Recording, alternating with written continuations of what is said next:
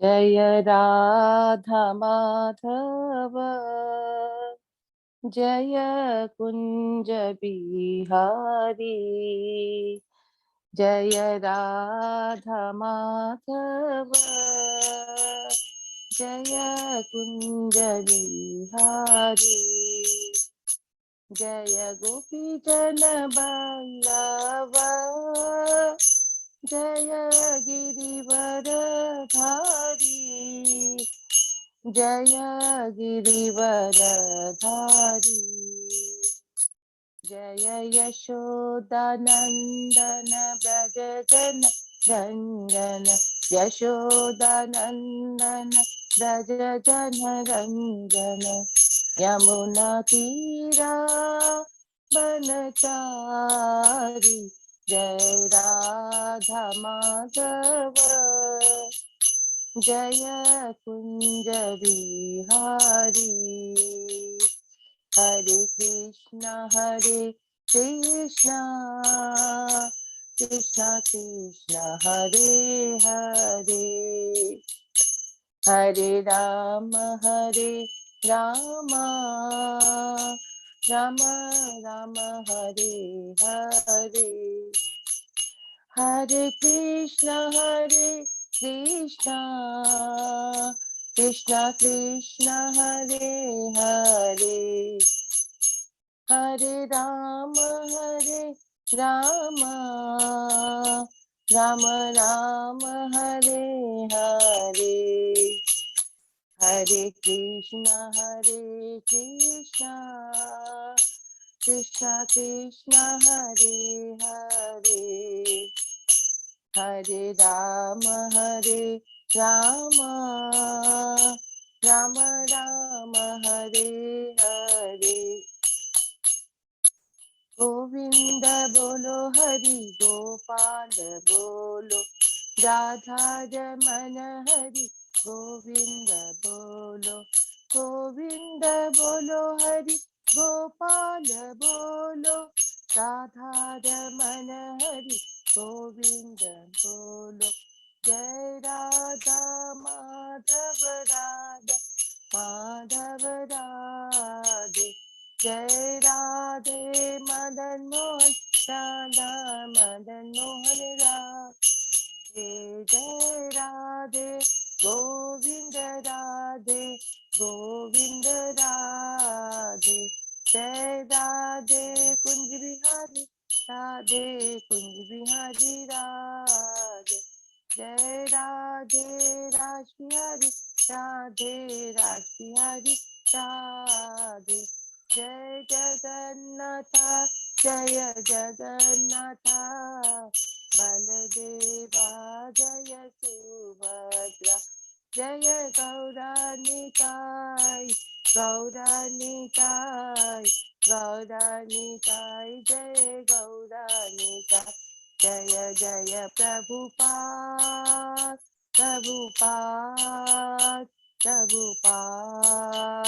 लीला प्रभुपाद।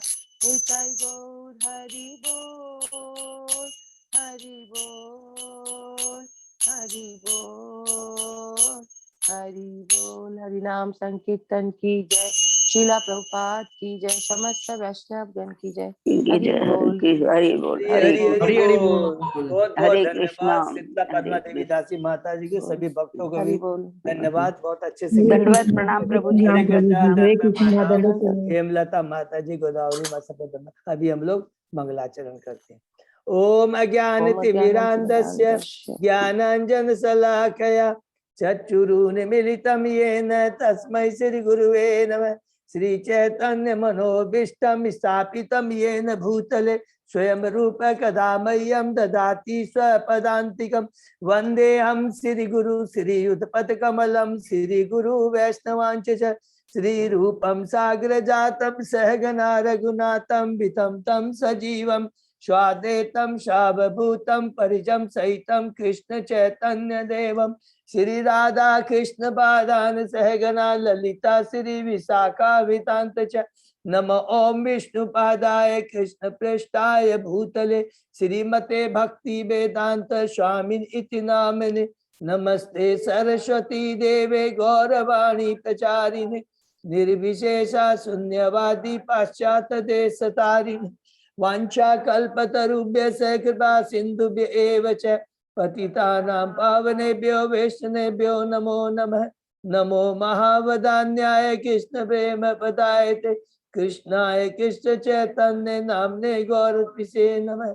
हे कृष्ण करुणा सिंधु दीन बंधु जगतपते गोपेश गोपिका कांत राधा कांत नमस्तुते। तप्त कांचन गौरांगी राधे वृंदावनेश्वरी विश्वानुसुते देवी प्रणमामि हरिप्रिये। नीलांचल निवासाय नित्याय परमात्मने बलभद्र सुभद्रायां जगन्नाथाय ते नमः। जय श्री कृष्ण चैतन्य प्रभु नित्यानंद श्री अद्वैत गदाधर श्रीवासादि गौर भक्तवृंद मुखम करोति वाचालम पंगु लंघे गिरिम यत्कृपातम हम वंदे श्री गुरु मदीन तारिणम परमानंद माधवम श्री चैतन्य ईश्वरम। हरे कृष्णा कृष्ण कृष्ण हरे हरे हरे राम राम राम हरे। श्री श्री मंगलाचरण हरे कृष्ण दंडवत प्रणाम। आज के श्रीमद् भागवतम चर्चा में अध्ययन में हम सभी भक्तों का हार्दिक स्वागत करते हैं। मैं सभी भक्तों के चरण कमलों में अपना दंडवत प्रणाम करता हूँ। हम बहुत ही परम भाग्यशाली हैं। भगवान श्री गुरु आचार्य साधु सीनियर डिवोटी की कृपा से हम लोग गत कई दिनों से श्रीमद् भागवतम का अध्ययन कर पा रहे हैं, आपस में मिलकर चर्चा कर पा रहे हैं। अभी हम लोग कैंटो 3 के कैंटो 3 के दूसरे अध्याय में है, जिसका शीर्षक है भगवान श्री कृष्ण का स्मरण। माने उद्धव जी को भगवान श्री कृष्ण का स्मरण होता है।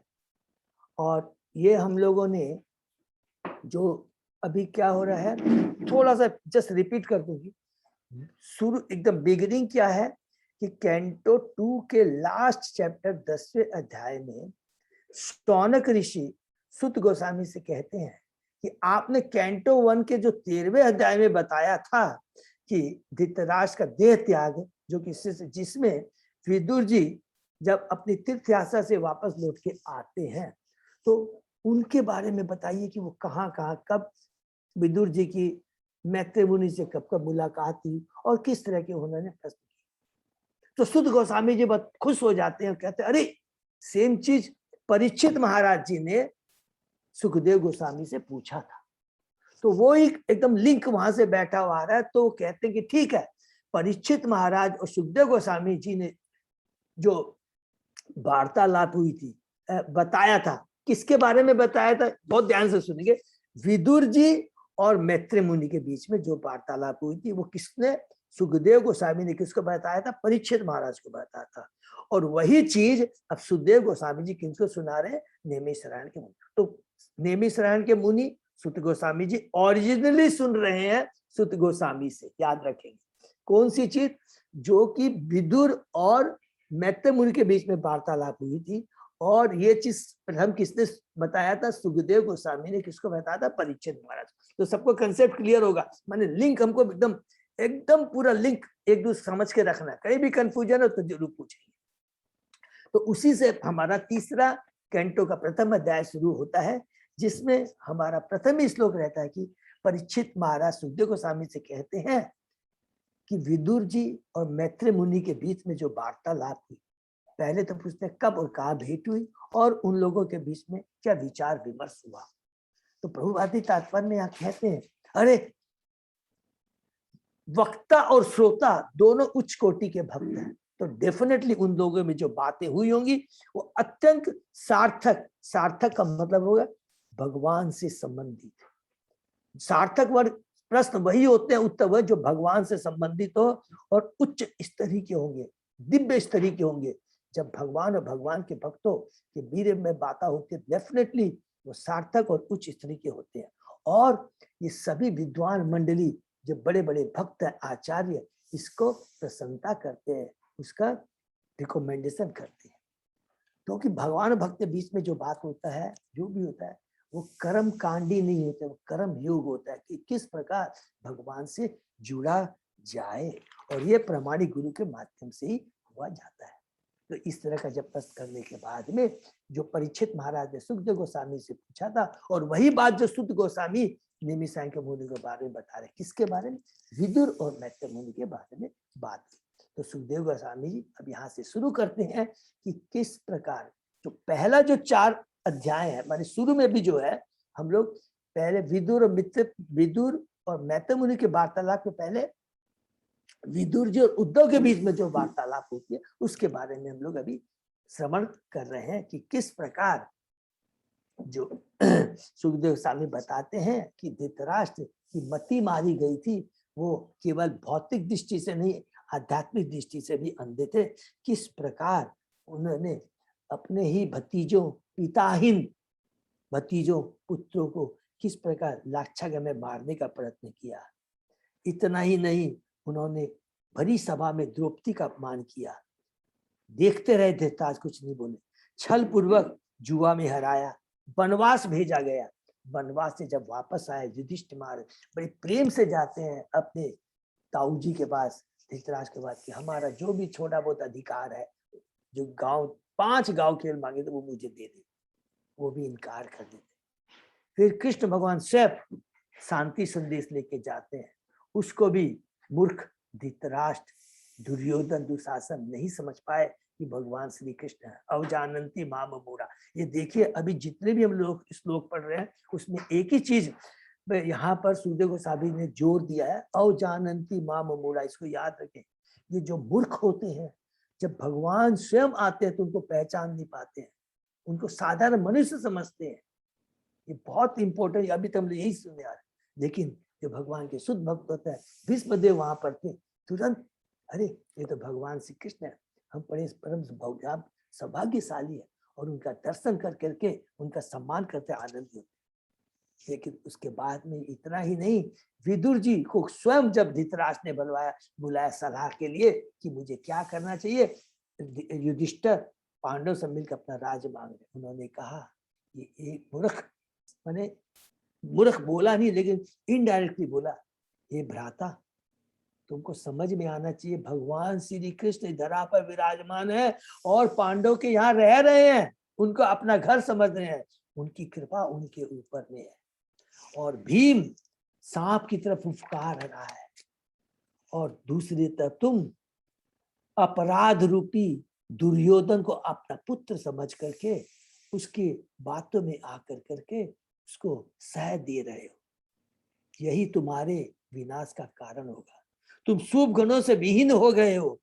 इतना कहने के बाद भी उसको समझ नहीं आता, तुरंत दुर्योधन आ जाता है और विदुर का अपमान करता है, रखेल बोलता है, अपशब्द बोलता है, किंतु विदुर जी तुरंत कोई रिएक्ट नहीं करते। सबसे बड़ी बात ये भी नोट यार, विदुर ने जरा भी रिएक्ट नहीं। क्यों? अब भक्तों के संग कभी भी तर्क नहीं करना चाहिए, मोस्ट इंपॉर्टेंट चीज। अब भक्तों के संग, हमने गीता नाम अपराध में भी पढ़ा है ना, 10 नाम 9वां अपराध क्या है, भक्तों को भगवान के नाम की महिमा का उपदेश देना। तुरंत वो वहां से निकल जाते हैं, और उस समय उनकी चेतना हम याद करेंगे बार बार कैसी होती है। बड़े दुखित नहीं थे वे, वो कहे कि हे कृष्ण तुम्हारी इतनी बड़ी कृपा है कि मुझे ये जो भक्तों का जो संग मिल रहा था उससे तुमने दूर कर दिया, अब तुम्हारी इच्छा है। क्योंकि हमेशा एक एक भक्त का जो कार्य होती है, सोच होती है, वो केवल कृष्ण उसको गाइड करते हैं, एक एक पल, एक एक सेकंड में। तुरंत समझ गए ये कृष्ण की इच्छा है, और तुरंत वो हस्तिनापुर के चले गए कि मेरे ऊपर तो भगवान की अंतरंगा शक्ति, योग माया का प्रभाव है, और इस मूर्ख के ऊपर बहिरंगा शक्ति का प्रभाव है, और ये सारे अपने गुणों को, सब अपने पुण्य कर्मों को कर। पुण्य कर्म इसलिए थे कि इतना बड़े राज्य में हस्तिनापुर का राजा है, दुर्योधन को, धृतराष्ट्र को इतना बड़ा सौभाग्य मिला, राजा सब कुछ होने के बाद भी उसका लोग फायदा नहीं उठा सके। एक चीज को याद रखेंगे। तो करने के बाद में विदुर जी वहां से निकल जाते हैं और अवधूत के रूप में अलग अलग तीर्थ स्थानों का दर्शन करते हैं। सरस्वती नदी के पास 10 तीर्थ स्थानों का दर्शन करते हुए यमुना नदी के पास में आते हैं। उनकी मुलाकात उद्धव से होती है, जो भगवान के नित्य संगी और बृहस्पति के पुत्र हैं। और वहां पर अलग अलग वो बहुत खुश होकर के उद्धव जी से बलराम, कृष्ण बलराम के बारे में सबसे पहले पूछते हैं। उसके बाद में अपने बहनोई कौन है, वसुदेव के बारे में, धूम्र के बारे, प्रद्युम्न के बारे में, उग्रसेन के बारे में, अलग अलग शाम, सात्यकी, अक्रूर, माता देवकी, अनिरुद्ध, युधिष्ठिर, अर्जुन, सब के बारे में अलग अलग पूछते हैं। पूछने के बाद जब पूछते पूछते और उधर में थोड़ा सा बीच में यहाँ पर प्रभुपाद जी बहुत बीच में एक श्लोक के अंदर में बोलते हैं कि एक प्रश्न आता है कि भगवान श्री कृष्ण इस धरा पे आए और इतना कुकर्म कर रहा था दुर्योधन, दुशासन, तो तुरंत उनको क्यों नहीं मार दिया। याद करना बहुत जरूरी है इस श्लोक को। इसका उद्देश्य ये था कि भगवान चाहते कि जितने भी अधर्मी हैं, जो राधा जो आतताई हो गए थे, प्रजा के रक्षक न होकर भक्षक हो गए थे, तो कृष्ण भगवान चाहते थे सब एक जगह इकट्ठे हो जाए और उनका सफाया कर दिया जाए और धर्म की स्थापना किया। परित्राणाम साधूनाम विनाशाय च दुष्कृता धर्म संस्थापनार्थाय संभवामि युगे। यही सोच करके भगवान ने एक एक करके नहीं मारा, सबको कुरुक्षेत्र के युद्ध में इकट्ठा किया और एक साथ अपने भक्तों को माध्यम से सबको मरवाया। ये भी देखिए दो चीजें, एक भगवान का इसमें दो था। एक तो वो चाहते कि सारे राजा जितने भी आतताई या धर्मी एक संग मारा जाए और ये कार्य मैं न कर करके मेरे भक्त के हाथ से किया जाए। अद्भुत कर्मणा कृष्ण। तीन चीज याद आती है कि भगवान अपने भक्त वत्सल होते हैं, और दूसरा है कि वो जो परम जो लक्ष्य होता है उससे कभी भी च्युत नहीं होते हैं। ये बहुत इंपॉर्टेंट है, क्योंकि कृष्ण क्या है, सभी उनकी संतान है, इसलिए कभी भी भगवान अन्याय नहीं सहन कर सकते। किसी न किसी रूप में उनको दंड मिलता ही है। हम लोगों ने अश्वत्थामा को भी देखा था। ठीक है, द्रौपदी बोलते हैं इनको मत मारो, युधिष्ठिर बोलते हैं मत मारो, लेकिन कृष्ण भगवान ने कहा मारना जरूरी है, लेकिन भक्तों की इच्छा को भी पूरी करना है। यही सब जगह भगवान का यही है कि भक्त की भी इच्छा को पूरी करते हैं और धर्म के विरुद्ध यदि यो कार्य होता है उसके प्रति दंड भी देते हैं। तो यही उन्होंने कर करके कुरुक्षेत्र में सब एक जगह इकट्ठा करके उनको मरवाया। उसके बाद में हम लोग द्वितीय चैप्टर 2 में प्रवेश करते हैं, जिसमें हमने पढ़ा कि विदुर उद्धव जी से भगवान एक उनके भक्तों के संबंध के बारे में जब पूछते हैं, इतना जो उन्होंने पूछा ना, तो भगवान का उद्धव जी को स्मरण आ जाता है। वो कुछ समय तक कुछ भी नहीं बोल पाते हैं। वो भगवान श्री कृष्ण के कजन ब्रदर, उन्हीं की करीब करीब सब आयु के वृद्ध हो चुके थे, लेकिन उनकी भगवान के प्रति स्मृति और प्रगाढ़ होती जाती, जो कि हमने पढ़ा था कि भौतिक जगत में हम भौतिक दृष्टि से कमजोर हो जाते हैं तो हमको रिटायरमेंट लेना पड़ता है, लेकिन आध्यात्मिक दृष्टि से हमको रिटायरमेंट कभी नहीं है, क्योंकि ये शरीर जब भी मिला, जब तक एक एक सांस है, वो कृष्ण का नाम में ही लेना चाहिए। उसके लिए कोई भी पाबंदी नहीं है। करने के बाद में वे भगवान के स्मरण करने के क्षण भर के लिए मौन हो जाते हैं उद्धव जी। और जब वो कल हमने पढ़ा कि उद्धव भगवान के धाम से मानव स्तर पर उतर आए, माने जब विदुर ने प्रश्न किया था वो कुछ दूसरे धाम में चले गए, कि सीधा गोलोक धाम, वृंदावन धाम में कृष्ण को याद कर रहे। फिर धीरे धीरे वे मानवीय स्तर पे आते हैं और अपनी आंखें पोंछते हुए, आंसुओं को पोंछते हुए उन्होंने अपनी पुरानी स्मृति को जगाया और विदुर से प्रसन्नचित्त होकर बोले। वो कहते हैं, उद्धव कहते हैं कि हे विदुर, संसार का सूर्य कृष्ण अस्त हो चुका है। ये हमने बहुत इंपॉर्टेंट है, कल डिस्कस किया। और हमारे घर को काल रूपी अजगर ने निगल लिया है। मैं अपनी कुशलता के बारे में क्या कह सकता हूँ और क्या कह सकता हूँ, जब कृष्ण ही धरा पे नहीं है तो जीव कैसे, बिना कृष्ण के अस्तित्व के, बिना कृष्ण के संग के, बिना कृष्ण के स्मरण के हम कभी भी सुखी नहीं हो सकते।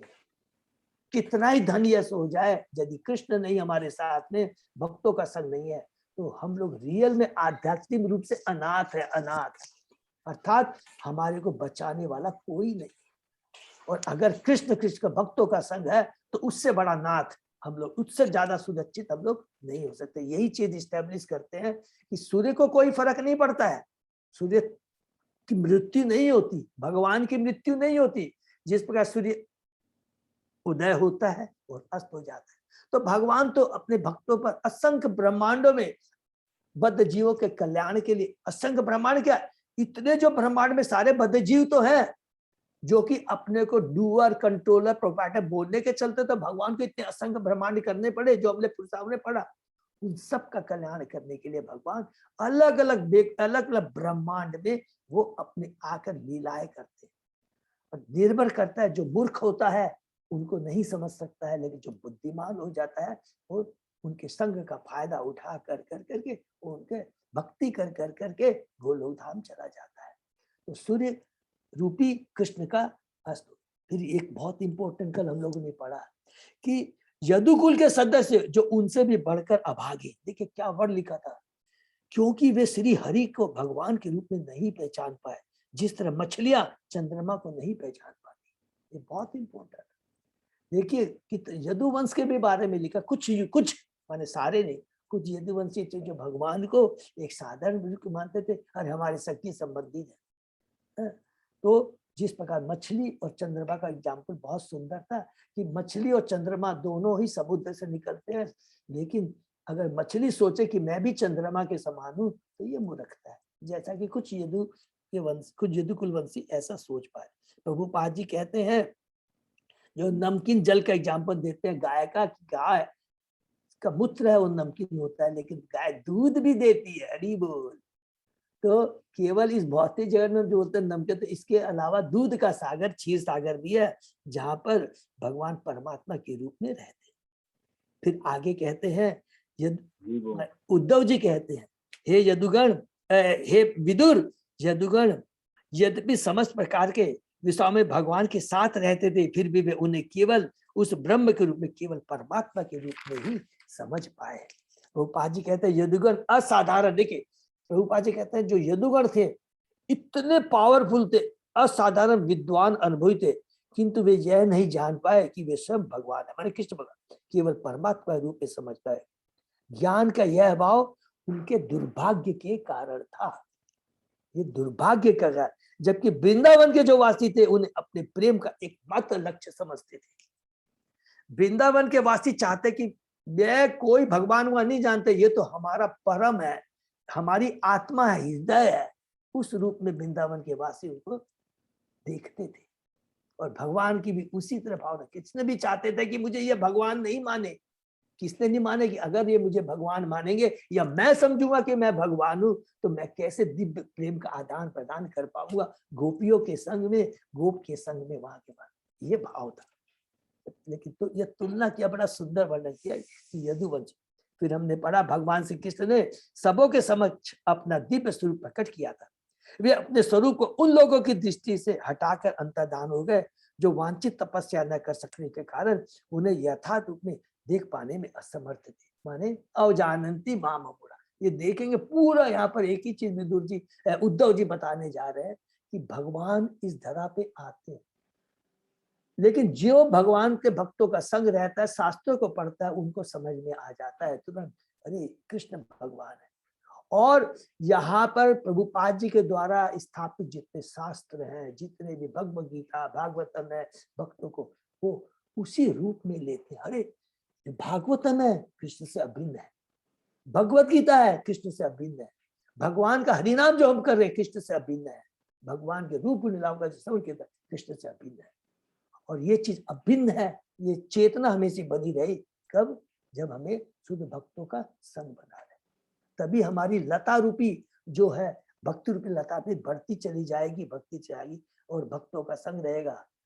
अगर भक्तों का संग नहीं रहेगा तो अभक्त रूपी बकरी आकर के हमारी लता रूपी वृक्ष को नष्ट कर सकती है, ये हमें समझ।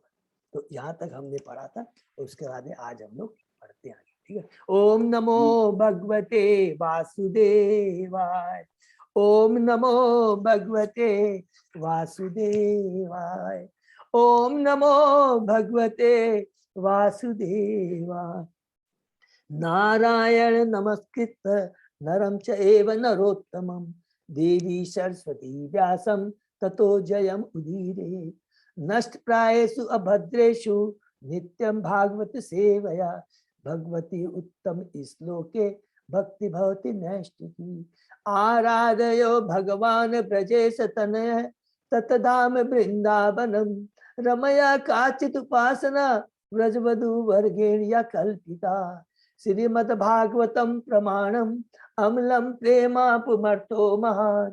श्री चैतन्य महाप्रभो मतम इदम तत् आदरो न पर।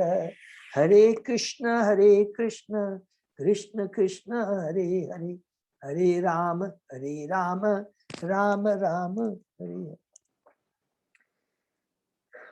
तो हम लोगों ने श्लोक नंबर 11 तक किया था अजय प्रदान प्रभु। हम लोग 12 से करेंगे अजय। और इसमें लास्ट में थोड़ा सा हम लोग बोल गए कि जब भी एक चीज और याद रखेंगे कि अवजानंती माम मूढ़ा में एक लास्ट में प्रभुपाद जी ने कहा था, भगवान जब भी इस धरा पे आते हैं दिव्य लीलाएं करते हैं, और उनकी वो जो दिव्य लीलाएं होती है वो साधारण मानुष भी वैसी करते हैं, लेकिन उनकी जो दिव्य लीला है जो कि वो कृष्ण की लीला है वो विशेष आकर्षण पैदा करती है, नंबर 1। और भगवान सशरीर जगत में आते हैं, उनका कोई भौतिक शरीर नहीं होता है, वैसे सबको मालूम है, लेकिन ये याद रखेंगे भगवान सशरीर आते हैं। लेकिन जो मूर्ख होते हैं वो सोचते हैं कि वो एक साधारण मनुष्य, उनका भी शरीर भौतिक है। तो अब हम लोग श्लोक नंबर 12 में यत मर्त्य लीला उपयुकम सयोग माया बलम दर्शयता गृहीतम। विस्मापनं स्वस्य च सौभाग्यरिद्धे परम पदम भूषण अंगनम। हरि बोल। परम पदम भूषण अंगनम, बहुत ही सुंदर है इसका। भगवान अपनी अंतरंगा शक्ति योग माया के द्वारा मर्त्य लोक में प्रकट हुए। वे अपने नित्य रूप में आए जो उनकी लीलाओं के लिए उपयुक्त। नित्य रूप में माने शाश्वत रूप में, माने पूरा आध्यात्मिक शरीर लेके, भौतिक शरीर नहीं। ये लीलाएं सबों के लिए आश्चर्यजनक थी, यहाँ तक कि उन लोगों के लिए भी जिन्हें अपने ऐश्वर्य का गर्व है, जिसमें वैकुंठपति के रूप में भगवान का स्वरूप भी सम्मिलित है। हरि बोल। इस तरह उनका श्री कृष्ण का दिव्य शरीर समस्त आभूषणों का आभूषण है। हरि बोल। समस्त आभूषणों का आभूषण है का मतलब क्या हो गया? हम लोग जब आभूषण पहनते हैं तो हमारा रूप बदल जाता, हम अच्छे दिखने लगते हैं। जब माता जी आभूषण पहनती है तो माता जी अच्छे लगने लगती है। लेकिन यहाँ पर बोलते भगवान जब श्री कृष्ण आभूषण पहनते हैं तो उस आभूषण की शोभा बढ़ जाती है। भगवान तो है ही, वो आभूषण की शोभा बढ़ जाती है। कितना सुंदर यहाँ पर। हरि बोल। तो भगवान अपनी अंतरंगा शक्ति योग माया के द्वारा मर्त्य लोक में प्रकट। तात्पर्य पढ़ते हैं। वैदिक स्रोतों के अनुसार नित्यानाम चेतनानाम, भगवान भौतिक जगत में समस्त ब्रह्मांडों के भीतर के अन्य सारे जीवों की अपेक्षा अधिक उत्कृष्ट है। वे समस्त जीवों में प्रमुख है। धन, बल, यश, सौंदर्य, ज्ञान अथवा त्याग के क्षेत्र में न तो कोई उनके समक्ष है न उनसे बढ़कर। न तो बढ़के तो होने की बड़ी दूसरी बात है, उनके बराबर भी नहीं है। जब भगवान की इस ब्रह्मांड में थे तो वे मनुष्य प्रतीत होते थे, क्योंकि वे मर्त्य लोक की अपनी लीलाओं के लिए उपयुक्त रूप में प्रकट हुए थे। वे मानव समाज में अपने चतुर्भुजी वैकुंठ स्वरूप में प्रकट नहीं हुए, क्योंकि यह स्वरूप उनकी लीलाओं के उपयुक्त न होता। किंतु मनुष्य के रूप में प्रकट होते हुए भी कोई व्यक्ति विविध षड्वर्षियों में से किसी एक में भी न तो उनके तुल्य था और न है। हर व्यक्ति इस जगत में अपने ऐश्वर्य के प्रति निरंतर गर्वित रहता है, किंतु जब भगवान कृष्ण मानव समाज में थे तो वे ब्रह्मांड में अपने समस्त समकालीन व्यक्तियों से बढ़कर थे। हरि। जब भगवान की लीलाएं मनुष्य को दृष्टिगोचर होती है तो वे प्रकट कहलाती है, और जब वे दृष्टिगोचर नहीं हो जाती है तो अप्रकट। सूर्य की तरह है भगवान, प्रकट होते हैं और अप्रकट होते हैं, उदय होता है और अस्त होता है। उनकी मृत्यु नहीं होती है जिस प्रकार सूर्य की मृत्यु नहीं होती। वस्तुतः भगवान की लय कभी नहीं रुकती, जिस तरह सूर्य कभी आकाश को नहीं छोड़ता। सूर्य कभी इधर में है तो कभी अमेरिका में है, कभी इस ब्रह्मांड में, कभी तो सूर्य जिस प्रकार वो कभी भी ऐसा नहीं कि मर गया, कभी इधर उदय होता, उसी प्रकार भगवान है कि अभी इस ब्रह्मांड में, कभी दूसरे ब्रह्मांड में, किसी तीसरे, इस तरह उनकी लीलाएं चलती रहती है। सूर्य सदैव आकाश में सही कक्षा पर बना रहता है, किंतु हमारी सीमित दृष्टि से वह कभी दिखता है तो कभी ओझल होता है। इसी तरह भगवान की लीला सदैव किसी न किसी ब्रह्मांड में चलती रहती। जब कृष्ण द्वारका के दिव्य धाम से अंतर्धान हो गए तो वह वहां के लोगों की आंखों से उनका ओझल होना था। इससे भ्रम नहीं होना चाहिए कि उनका दिव्य शरीर जो मर्त्यलोक की लीलाओं के लिए उपयुक्त था, वैकुंठ लोक में उनके विभिन्न अंशों में किसी तरह निकृष्ट था। भौतिक जगत में प्रकट होने वाला उनका शरीर इस बात में सर्वोत्कृष्ट है कि मर्त्यलोक में उनकी लीलाएं वैकुंठ लोक में प्रदर्शित उनकी कृपा से बढ़कर है। हरि बोल। वैकुंठ लोक में उनकी कृपा से बढ़कर है। वैकुंठ में भगवान मुक्त या नित्य मुक्त जीवों के प्रति ही दयालु होते हैं, किंतु मर्त्य जगत की अपनी लीला में वे उन पतितात्मा पर भी दयालु होते हैं जो नित्य बद्ध है। मर्त्य लोक में अपनी अंतरंग शक्ति या योग माया के द्वारा प्रदर्शित षट अक्षर वैकुंठ लोक तक में दुर्लभ है। हरि बोल। ये बैटिंग लोक में भी दुर्लभ है। इतनी सुंदर जो अंतरंग से योग माया जो वृंदावन में, मथुरा में, द्वारका में जो लीलाएं उन्होंने की है, वो उनकी समस्त लीलाएं किसी भौतिक शक्ति द्वारा नहीं अपितु आध्यात्मिक शक्ति द्वारा प्रदर्शित की गई। इसको अंडरलाइन कर लेंगे। उनकी जो लीला है वो भौतिक नहीं, आध्यात्मिक। वृंदावन में उनकी रासलीला की अनुपमता तथा 16,000 पत्तियों में उनका गृहस्थ जीवन वैकुंठ में नारायण के लिए भी आश्चर्यजनक है और इस मर्त्यलोक के अन्य जीवों के लिए भी निश्चित रूप से ऐसा। देखिए, इसको अंडरलाइन कर लेंगे। इतनी बड़ी बात प्रभुपाद जी नहीं बोल सकते हैं। वृंदावन में उनकी रासलीला की अनुपमता तथा 16,000 पत्नियों के साथ उनका गृहस्थ जीवन बैकुंठ के नारायण के लिए भी आश्चर्य है। तो यहाँ पर दो चीज समझ में आ गया कि बैकुंठ के जो नारायण है भगवान श्री कृष्ण का एक्सपांसन है। बहुत लोग बोलते हैं ना कि नारायण से कृष्ण, और यहाँ कृत प्रभुपाद जी कहते हैं कि मेरे को याद आ गया कि कभी कभी तो बैकुंठ के नारायण भी भगवान श्री कृष्ण का दर्शन करने के लालायित रहते हैं।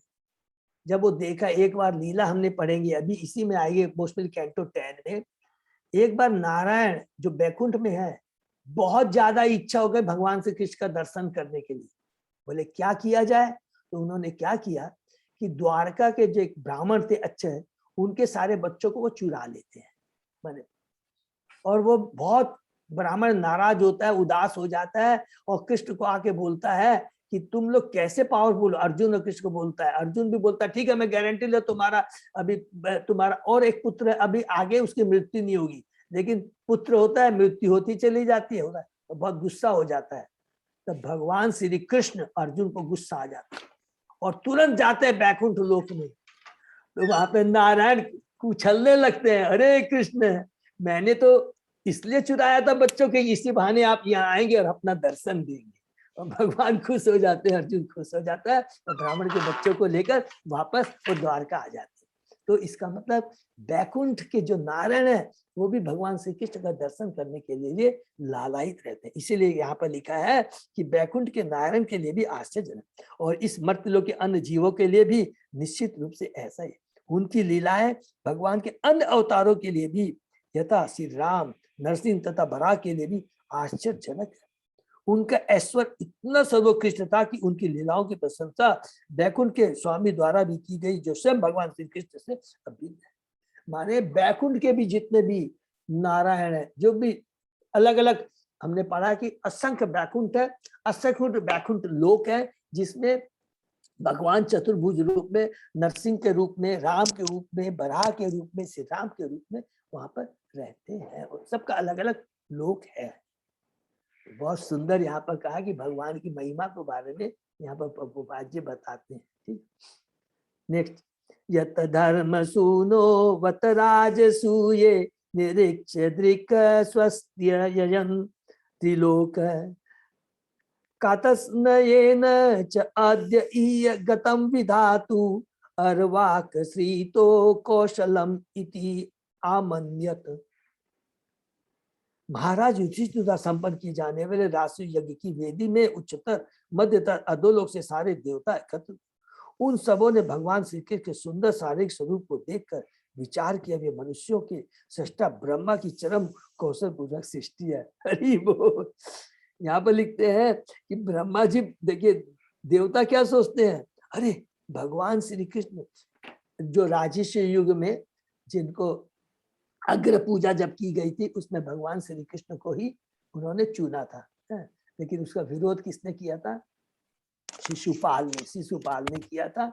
और वहां पर भी भगवान ने शिशुपाल की किस प्रकार उस पर कृपा की थी, उसको मार करके उस पर कृपा की थी, उसी के बारे में कह रहे हैं। और यहाँ कितनी बड़ी बात लिख रहे हैं कि सुंदर शारीरिक स्वरूप को देखकर विचार किया कि वे मनुष्यों के सृष्टा ब्रह्मा की चरम कौशलपूर्ण सृष्टि है। ये ब्रह्मा की सृष्टि इतनी सुंदर, लेकिन नहीं, भगवान श्री कृष्ण ब्रह्मा की सृष्टि करते हैं, ब्रह्मा भगवान श्री कृष्ण की सृष्टि नहीं करते हैं। जब श्री कृष्ण इस जगत में वर्तमान थे तो उनके शारीरिक स्वरूप की तुलना करने वाली कोई वस्तु ही नहीं थी। भौतिक जगत के सुंदरतम पदार्थ की तुलना नीचे कमल से या आकाश में पूर्ण चंद्रमा से की जा सकती है, किंतु कमल तथा चंद्रमा भी कृष्ण के शारीरिक सौंदर्य के समक्ष पराजित हो जाते थे, जिसकी पुष्टि ब्रह्मांड के सबसे सुंदर प्राणियों अर्थात देवताओं द्वारा की गई। देवताओं ने सोचा कि उन्हीं की तरह भगवान कृष्ण भी ब्रह्मा द्वारा सृजित हुए, जबकि तथ्य यह है कि ब्रह्मा का सृजन भगवान कृष्ण द्वारा हुआ। माने इतने वो लोग कहते हैं अरे ब्रह्मा की चीज इतना सुंदर, लेकिन जबकि यहाँ पर प्रभुपाद जी कहते हैं कि ये तो आवेश में बोलते हैं, देवता बोलते हैं।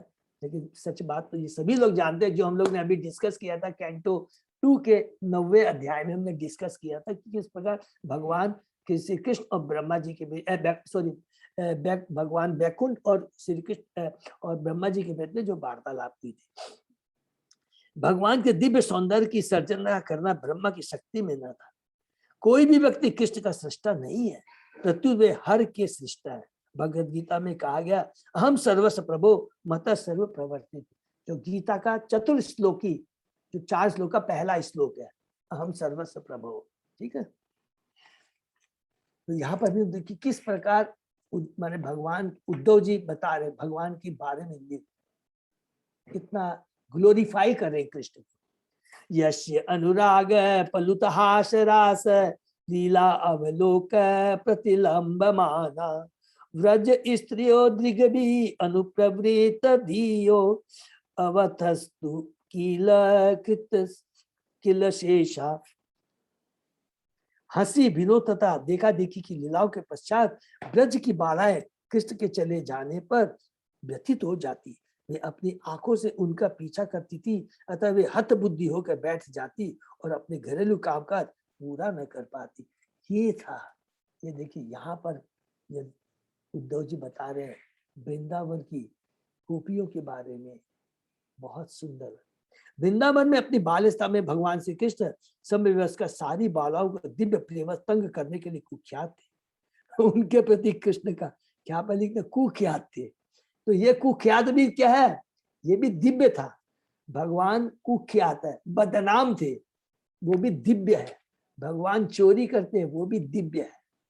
भगवान बालिकाएं गोपियों के वस्त्र चुराते हैं, ये भी दिव्य है। हमेशा याद है कृष्ण की जो भी कार्य होते हैं वो दिव्य होते हैं। क्यों दिव्य होते हैं?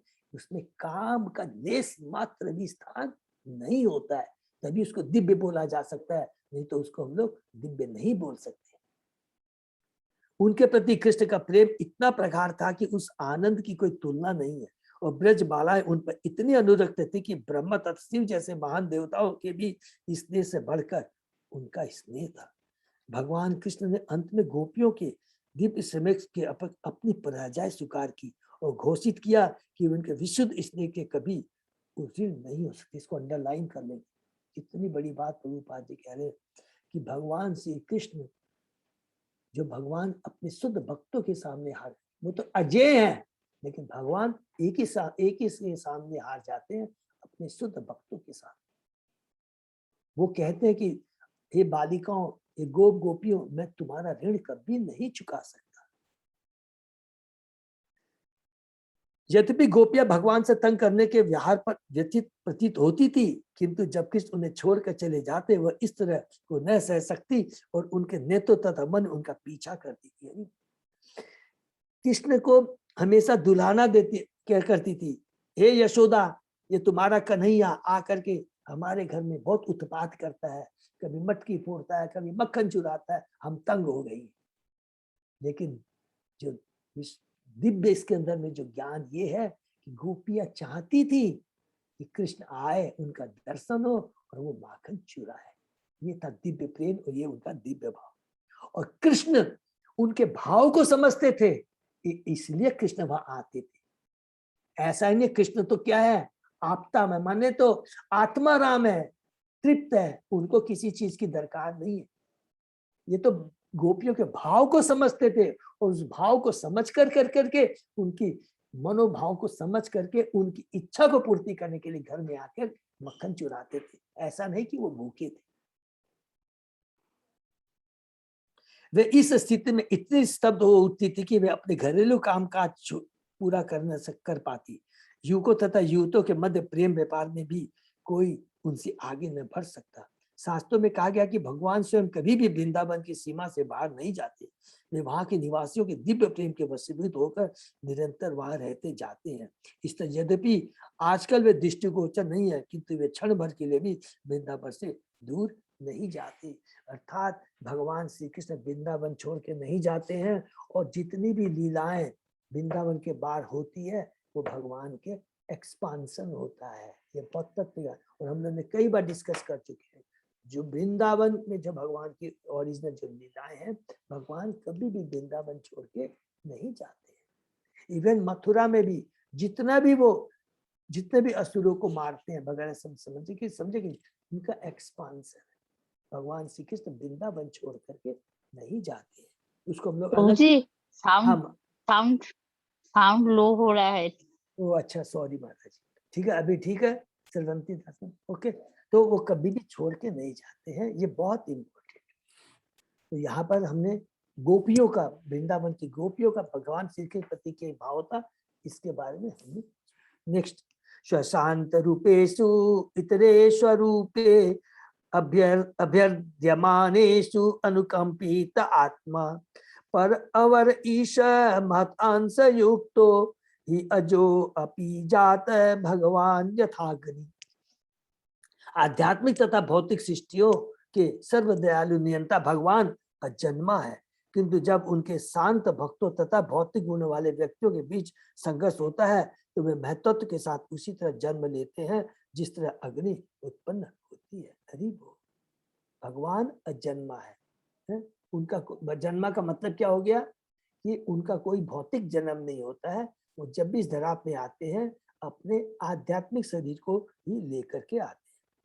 भगवत भक्त स्वभाव से शांत होते हैं क्योंकि उनमें कोई भौतिक लालसा नहीं होती। मुक्त आत्मा लालसा रहित होता है, अतः उसे शोक नहीं होता। जो व्यक्ति कुछ संपत्ति पाना चाहता है और जब वह उसे खो देता है तो वह भी शोक करता है। भक्तों में भौतिक संपत्ति के लिए अथवा आध्यात्मिक मोक्ष के लिए कोई लालसा नहीं होती। वे कर्तव्य के रूप में भगवान की दिव्य प्रेमा भक्ति में स्थित होते हैं और उनकी परवाह नहीं करते कि वे कहाँ हैं अथवा उन्हें किस तरह का कार्य करना चाहिए। तो देखिए कितनी बड़ी बात यहाँ पर लिखा है। भगवान के जो शुद्ध भक्त न तो भौतिक लालसा होती है और न उनको आध्यात्मिक मोक्ष की इच्छा होती है। इसको अंडरलाइन, क्योंकि जो ज्ञानी होते हैं, जो ध्यानी होते हैं, ठीक है, उनको भौतिक लालसा तो नहीं होती है लेकिन आध्यात्मिक मोक्ष की इच्छा होती है, अर्थात उसमें उनका स्वार्थ रहता है। भौतिक जगत से छुटकारा पाके आध्यात्मिक, लेकिन डिस्कनेक्ट हो जाते हैं भौतिक जगत से, लेकिन कनेक्ट किससे होना चाहिए वो उनको नहीं मालूम। केवल डिस्कनेक्ट होना, भौतिक जगत से मुक्ति पाना इज नॉट सफिशिएंट। भौतिक जगत से अनासक्ति, लेकिन आसक्ति किसके संग होना है, तभी ये पूर्ण भक्ति है। तो ज्ञानी लोग क्या होते हैं, वो भक्त नहीं है, वो केवल भौतिक जगत से अनासक्त हो जाते हैं लेकिन भगवान के प्रति आसक्त नहीं होते। लेकिन जब भगवान का जो भक्त होता है उसका केवल एकमात्र यही उद्देश्य रहता है किस प्रकार भगवान के प्रति उनकी आसक्ति बनी रहे। उस समय वो ये नहीं देखते हैं कि मैं भौतिक जगत में हूँ या आध्यात्मिक जगत। उनका तो एकमात्र उद्देश्य है कि जहाँ कृष्ण की भक्ति होती है, जहाँ कृष्ण भक्तों का नाम गुण लीलाओं श्रवण कीर्तन सुनने का सुअवसर प्रदान रहता है, वही उनका जीवन लक्ष्य है और वही उसी में वो लोग दिव्य आनंद का अनुभव करते हैं। कर्मी ज्ञानी योगी सभी कुछ न कुछ भौतिक या आध्यात्मिक संपत्ति के लिए लालायित रहते हैं। कर्मी जन भौतिक संपत्ति चाहते हैं, ज्ञानी तथा योगी जन आध्यात्मिक संपत्ति चाहते हैं। आध्यात्मिक संपत्ति का मतलब है, समझ गए होंगे सब लोग, अंडरलाइन करें, माने भौतिक जगत से छुटकारा पा करके ब्रह्म ज्योति में मिलना चाहते, किंतु भक्तगण कोई भौतिक या आध्यात्मिक संपत्ति नहीं चाहता। वे भौतिक अथवा आध्यात्मिक लोकों में कहीं भी भगवान की इच्छा केवल उनकी सेवा करना चाहते हैं, चाहे वो भौतिक जगत में रहे या आध्यात्मिक जगत, उनका एकमात्र लक्ष्य रहता है कि भगवान की सेवा करना। और भगवान ऐसे भक्तों के प्रति विशेष रूप से सदैव दयालु रहते हैं, इसको अंडरलाइन कर लेंगे। और भगवान विशेष रूप से इस तरह के भक्तों के प्रति वो लालायित रहते हैं। कर्मियों, ज्ञानियों तथा योगियों की प्रकृति के गुणों में विशेष प्रवृत्तियां होती है, अतः वे इतर या अभक्त कहलाते हैं। वे इतर जन जिनमें योगी भी सम्मिलित है कभी कभी भगवत भक्तों को सताते हैं। महान योगी दुर्वासा मुनि ने महाराज अम्बरीश को इसलिए सताया कि वे भगवान के महान भक्त थे। इसका मतलब क्या हुआ? जो भगवान का जो भक्त होता है उसमें जितने भी दिव्य गुण होते हैं, ब्राह्मण के वैष्णव सारे उसके अंदर में पाए जाते हैं। लेकिन जो ज्ञानी होता है, योगी होता है, उनमें क्या है कि जिस इंसान उनमें भी ईगो रहती है। दुर्वासा मुनि ने अपमान किया किसका? अम्बरीश महाराज का। तो ये हमेशा याद है, जो उनमें भी क्रोध होता है, उनमें भी काम होता है। लेकिन जो भगवान का भक्त होता है वो बड़ा शांत रहता है, क्योंकि उसमें कोई भी तरह का ईगो नहीं रहती है, किसी तरह की बदले की भावना नहीं रहती है। वो तो केवल अपने को भगवान का दास समझ करके केवल भगवान की सेवा के लिए लालायित रहता है। महान कर्मी तथा ज्ञानी हिरण्यकशिपु ने अपने ही वैष्णव पुत्र प्रहलाद महाराज को सताया। इतरों द्वारा शांत भगवत भक्तों के सताए जाने के ऐसे अनेक उदाहरण हैं। जब ऐसा संघर्ष छिड़ता है तो भगवान अपने शुद्ध भक्तों के प्रति परम कृपावश महत्त्व को नियंत्रित करने वाले अपने स्वांशों के साथ साकार रूप में प्रकट होते हैं। भगवान सर्वत्र भौतिक तथा आध्यात्मिक दोनों ही जगतों में है, और जब उनके भक्तों तथा अभक्तों के बीच संघर्ष छिड़ता है तो वे अपने भक्तों के लिए प्रकट होते हैं। जिस तरह पदार्थ के संघर्ष से कहीं भी बिजली उत्पन्न हो जाती है, उसी तरह भगवान सर्वव्यापी होने के कारण भक्तों तथा भक्तों के संघर्ष के कारण कहीं भी उत्पन्न होते हैं। जब भगवान से किसी उद्देश्य मिशन के लिए प्रकट होते हैं तो उनके सारे स्वान उनके साथ होते हैं। देखिए बहुत इंपॉर्टेंट चीज है, याद रखें।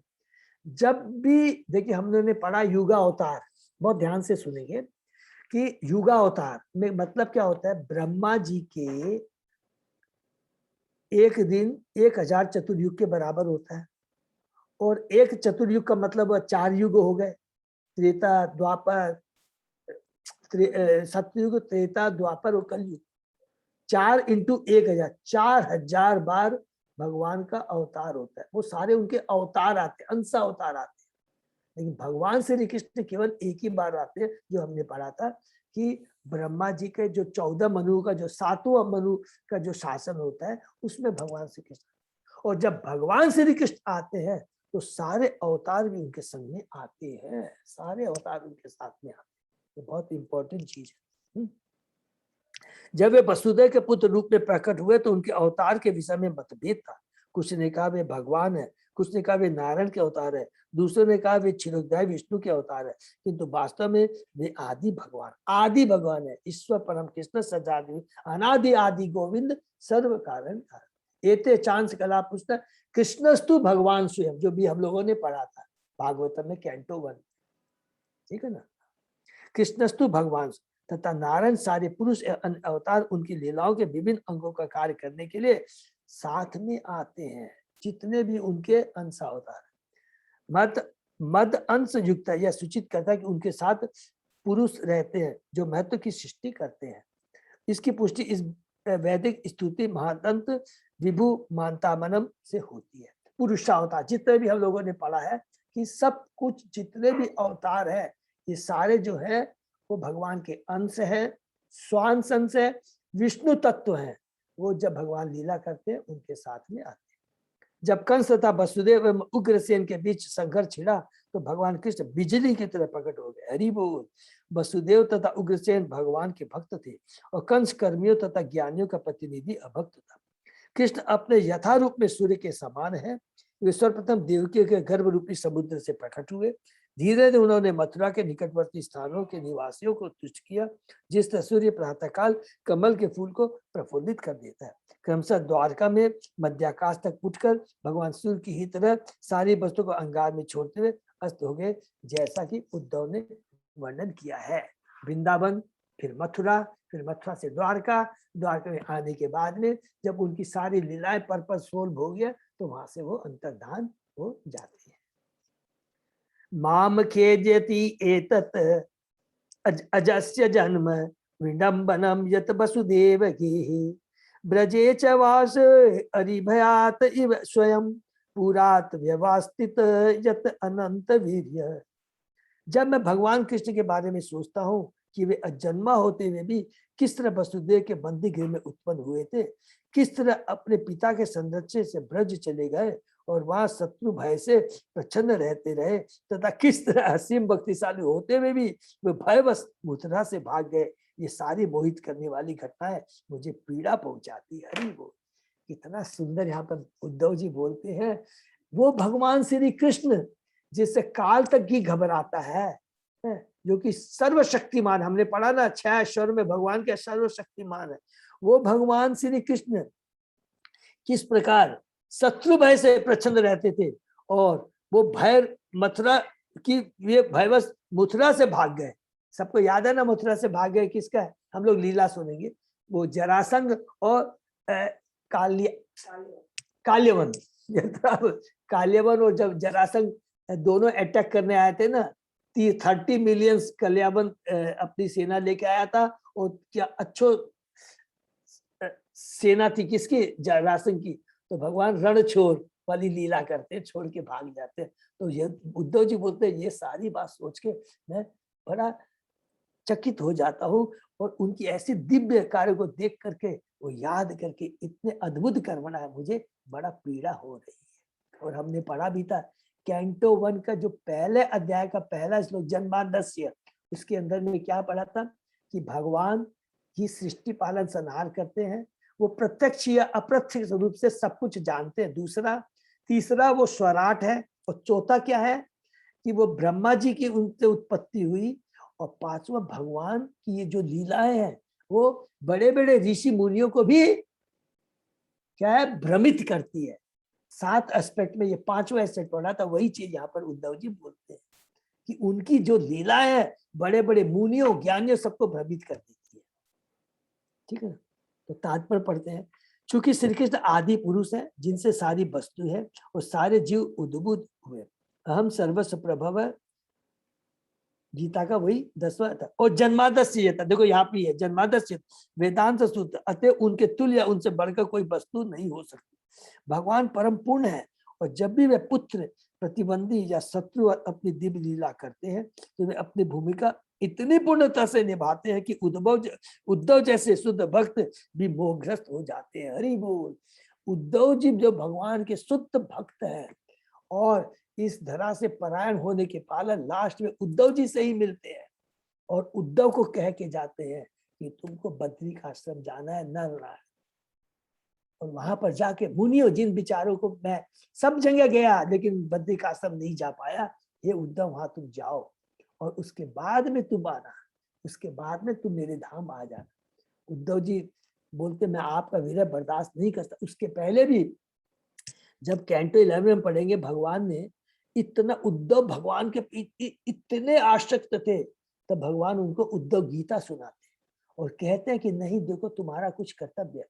इतना सुनने के बाद भी वो जब उनको पता लगता भगवान इस तरह से पलायन कर रहे हैं, तो तुरंत आते हैं कि मैं तुम्हारे विरह को बर्दाश्त नहीं कर सकता, तुम मुझे भी अपने साथ ले चलो।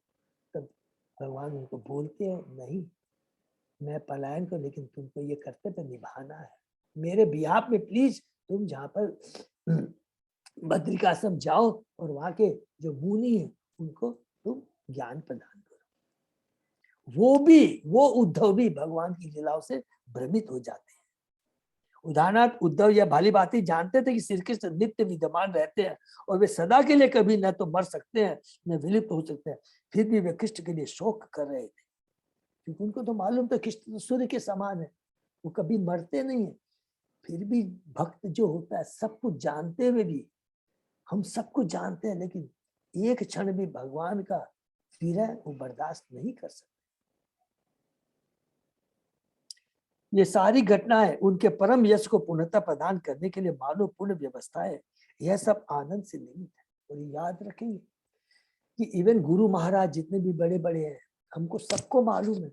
एक लोग ने प्रश्न किया, अरे प्रभु कि महात्मा जितने भी हमारे गुरु महाराज है वो तो दिव्य आत्मा है, तो दिव्य आत्मा जो वो चले जाते हैं तो हम लोग को रोना चाहिए कि मतलब बहुत जोर जोर से रोना चाहिए।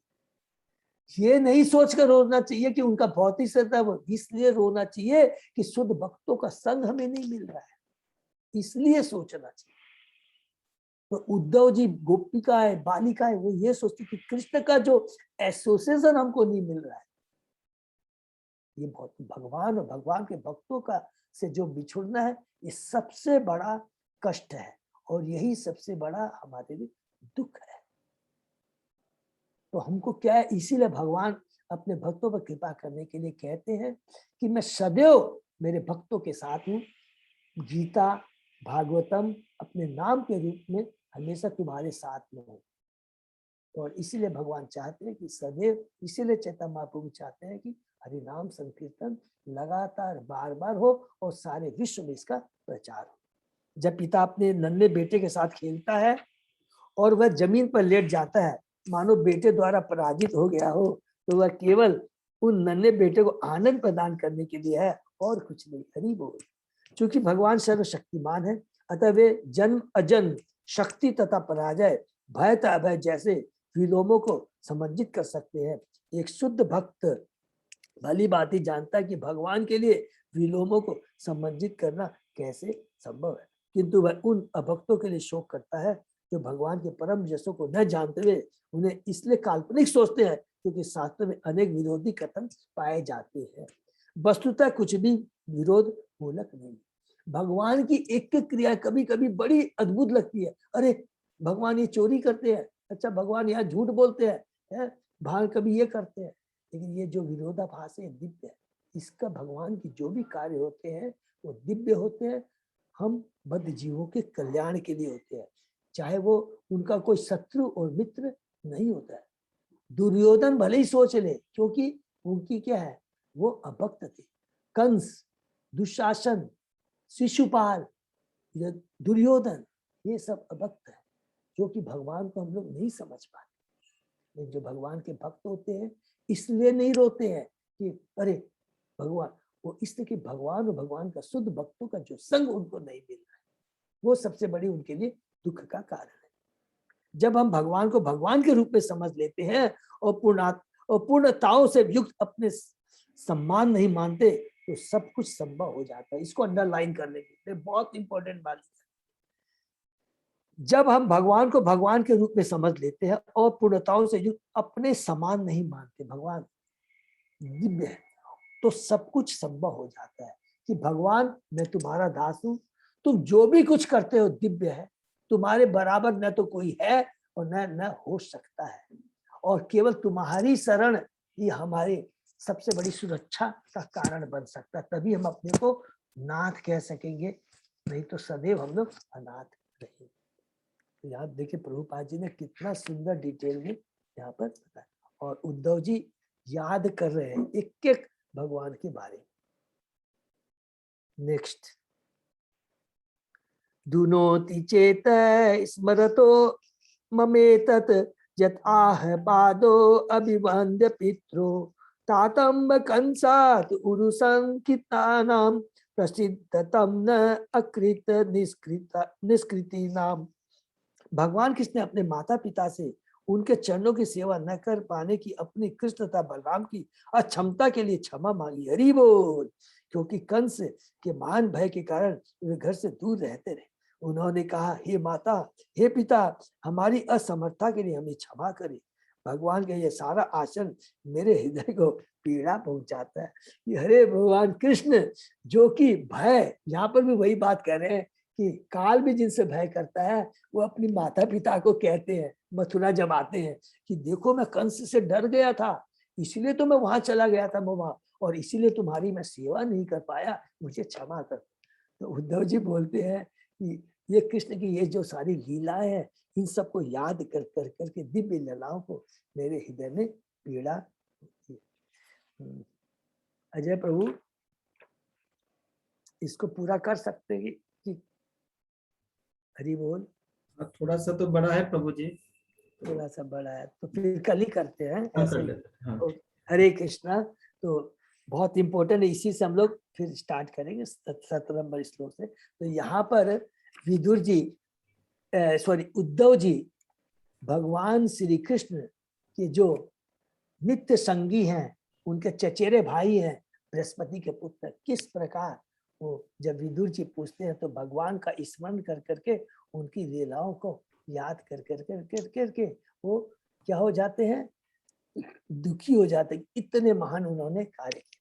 तो हमें भी सदैव भगवान के नाम गुण लीलाओं का श्रवण कीर्तन स्मरण करते रहना चाहिए। ये शिक्षा आज हमको इससे मिलती है। नंबर 2 है जो अभक्त होते हैं, जो कि भगवान को भगवान नहीं हमें कि वो भगवान को साधारण मनुष्य मानते हैं, उस तरह के लोगों से हमें कभी भी माने उनके एसोसिएशन में नहीं रहना चाहिए। क्योंकि हम देखेंगे कि जितने भी गीता में जितने भी भगवान की ये विरोधाभाव, ये विरोध मूलक जो कार्य होते हैं जिस तरह, लेकिन इसके पीछे जो तत्व है, जो भक्ति है, जो ज्ञान है, वो केवल भक्ति समझ सकता है, अभक्त उसको नहीं समझ सकता है। और इसलिए हमें जब भी भगवत गीता भागवतम का ये स्मरण चर्चा करनी चाहिए, केवल शुद्ध भक्तों के संग करना चाहिए, नहीं तो हम भी भ्रमित हो जाएंगे। देखिए कितनी बड़ी बात लिखा पूरे चारों श्लोकों में कि एक ही चीज है जो कि भगवान के जो 7 एस्पेक्ट पढ़े थे उसमें एक एस्पेक्ट सबसे इम्पोर्टेंट, बहुत इंपॉर्टेंट है कि भगवान की जितने भी लीलाएं कार्य होते हैं वो बड़े बड़े मुनियों ज्ञानियों को भ्रमित कर देती है, दुर्वासा मुनि जैसे कुछ भी। उसकी तो बात छोड़ दीजिए, यहाँ तक उद्धव जी खुद कहते हैं कि मैं मोहित हो जाता हूँ भगवान, इतनी दिव्य लीलाएं होती। और जितना हम स्मरण करेंगे डिस्कशन करेंगे उतना हमारा प्योरिफिकेशन होगा। हमको लगता है अरे एक ही चीज को बार बार पढ़े, पर याद रखें कि भगवान की दिव्य जो नाम गुण लीलाओं में सबसे बड़ी क्या होता है, जितनी बार भी हमने रिपीट किया है उतना हमारा प्योरिफिकेशन होता है। एक बहुत ही चीज आप रिपीट करेंगे, एक्स्ट्रा कुछ नहीं मिलेगा आपको। कोई भी आपने एक चीज को पढ़ के इसमें सींच लिया तो आप कह देंगे कि मैं इसमें पीएचडी प्राप्त कर लिया और इसे जानने के लिए, लेकिन भगवान की भक्ति में कोई एंड नहीं है। जितनी बार रिपीट एक चीज को करते जाएंगे पढ़ते, उतना हमारा हृदय का जो कलुषित है वो मिटती चली जाएगी। हरे कृष्णा। तो यही तो हम लोग विराम देते हैं, और किसी का कोई प्रश्न है तो बताइए, नहीं तो अजय प्रभु। अजय दंडवत प्रणाम प्रभु जी। माता जी दंडवत प्रणाम। तो अजय प्रभु दंडवत प्रणाम प्रभु जी। दंडवत प्रणाम हरे माता जी। कृष्ण प्रभु जी, दंडवत प्रणाम। कोई थैंक यू सबको, मेरा दंडवत प्रणाम। कोई अनाउंसमेंट है अजय प्रभु? नहीं प्रभु जी, अनाउंसमेंट तो कुछ नहीं है। ओके कल प्रभु कल जस्ट, हाँ बोलिए प्रभु।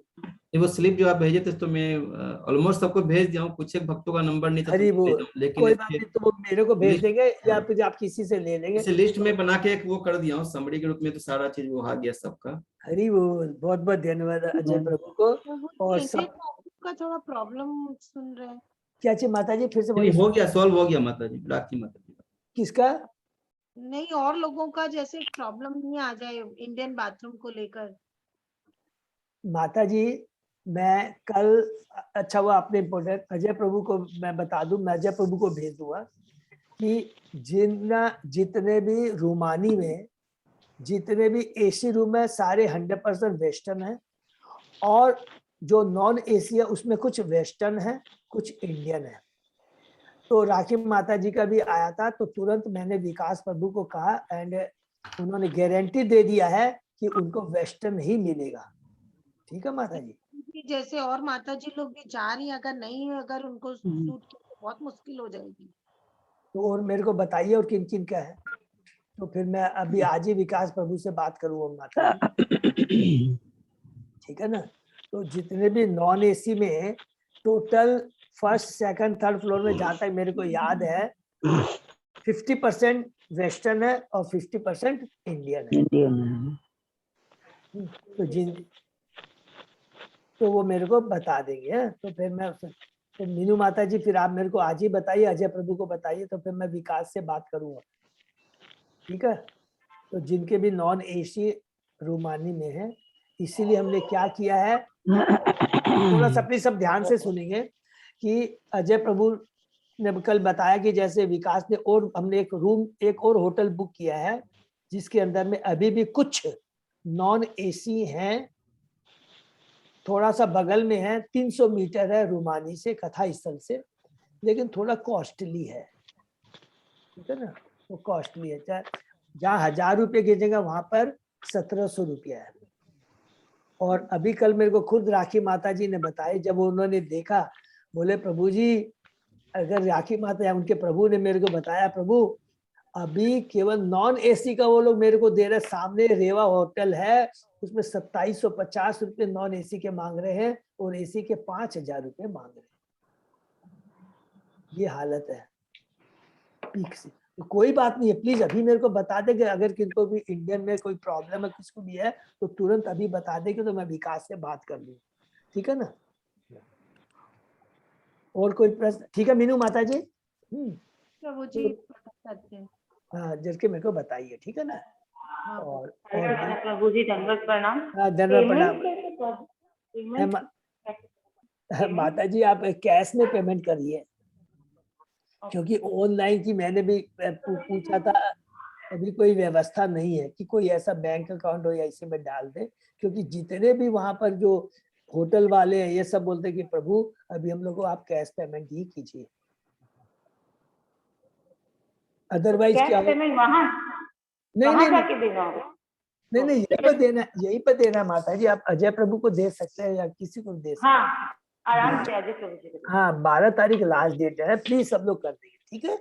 हाँ, एक थोड़ा सा इम्पोर्टेंट अनाउंसमेंट, कल मेरे को बलराम गोविंद प्रभु से बात हो रहा था, तो बहुत इम्पोर्टेंट मैसेज है, प्लीज थोड़ा ध्यान से सुनिए। तो उन्होंने कहा कि उनके एक हमारे बुक डिस्ट्रीब्यूशन डिपार्टमेंट में हर्ष प्रिय प्रभु हैं, जो कि पूरा बुक डिस्ट्रीब्यूशन को देख रहे हैं, कि एक डिवोटी है जो कि 5000 गीता वो डिस्ट्रीब्यूट करना चाहता है गांव में। तो उन्होंने कहा कि मेरे पास में सफिशिएंट पैसे नहीं है, 5000 गीता के 8.5 लाख रुपए होते हैं। तो ही इज प्रिपेयर्ड, वो 100 रुपया करके देने के लिए राजी है, बाकी 70 रुपया करके बोलता है कि अगर भक्त लोग स्पॉन्सर कर दे। तो मैंने कहा कि ये तो प्रभु बड़ा अमाउंट है, क्योंकि टोटल करीब 3.5-4 लाख है, तो हम लोग भक्तों से पूछ कर ही बताएंगे। तो जस्ट ये आप लोग के इंफॉर्मेशन के लिए है। तो अगर जैसे कोई भी कुछ भी स्पॉन्सर करना चाहते हैं तो वो कर सकते हैं, जैसे हमारे भक्त लोग कर रहे हैं। तो ये चीज मैं भूल गया था, जैसे कि हमारे हर साल बहुत स्पॉन्सर होता है, ठीक है ना, संगीता माता जी, अनिमिता मंडली जी, और अभी हमारे सब अभी स्पॉन्सर किया है हमारे अरुण गुप्ता प्रभु ने करीब 125 गीता स्पॉन्सर की है। हरी वो। और अरुण गुप्ता प्रभु ने हमको 2 महीना पहले ही पैसा बोला, प्रभु ये मेरा गीता का स्पॉन्सर नोट कर लीजिए। तो मैं अनाउंस करना भूल गया था, अभी जब कल बलराम प्रभु ने बताया तो मुझे याद आ गया। तो हम लोग बहुत बहुत धन्यवाद देते हैं। तो जिसकी भी जैसी श्रद्धा, मैंने कहा प्रभु इस बिग अमाउंट हम लोग डेफिनेटली वी शैल ट्राई। हरे कृष्णा। तो ये ठीक है। और यात्रा के लिए प्लीज जिसको भी और भी जो प्रश्न करते हैं जरूर कर लेंगे, जरूर बोल लेंगे, क्योंकि नहीं तो कि वहां पर इतना ज्यादा माने डिमांड है अभी, और ये दैट इज द सबसे पीक सीजन है। तो कोई हमारे भक्तों को कष्ट नहीं हो, तो यहीं पर हम सारी व्यवस्था शुरू में ही कर देंगे, ठीक है। मीनू माता जी, राखी माता जी, प्लीज है सब लोग। हरे कृष्णा। हरी यहीं पर हम लोग विराम देते। हरे कृष्ण। सही भक्तों का बहुत बहुत धन्यवाद। तो आज का सेशन यही विराम देते हैं, कल फिर अपने 7 बजे मिलते हैं। हरि बोल।